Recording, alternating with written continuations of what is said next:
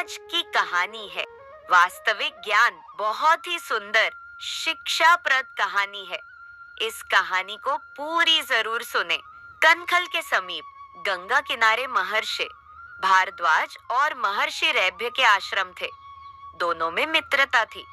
रैभ्य और उनके दोनों पुत्र परम विद्वान थे तथा लोक में सम्मानित भी।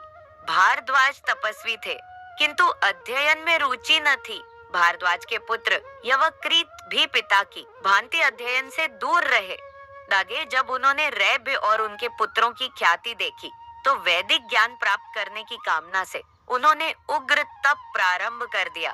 देवराज इंद्र जब उपस्थित होकर कठोर तप का कारण पूछा तो यवकृत ने कहा, गुरु के मुख से वेदों की संपूर्ण शिक्षा शीघ्रता से नहीं पाई जा सकती, अतः कठोर तप से शास्त्र ज्ञान पाना चाहता हूँ।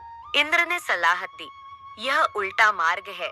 आप योग्य गुरु के सानिध्य में अध्ययन कर शास्त्र ज्ञान प्राप्त करें। इंद्र चले गए, किंतु यवकृत ने भी तप जारी रखा। एक दिन इंद्र वृद्ध ब्राह्मण के वेश में उस स्थान पहुंचे जहां से यवकृत गंगा में स्नान के लिए उतरते थे। यवकृत जब स्नान कर लौटे तो देखा वृद्ध ब्राह्मण मुट्ठी भर भर कर गंगा में रेत डाल रहा है।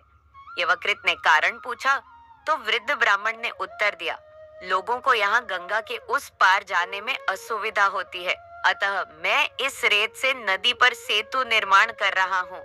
यवकृत ने कहा, भगवान, इस महाप्रवाह को बालू रेत बांधना असंभव है, आप निष्फल प्रयत्न कर रहे हैं।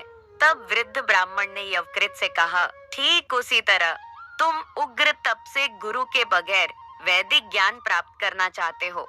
तत्काल यवकृत ने ब्राह्मण को पहचान लिया।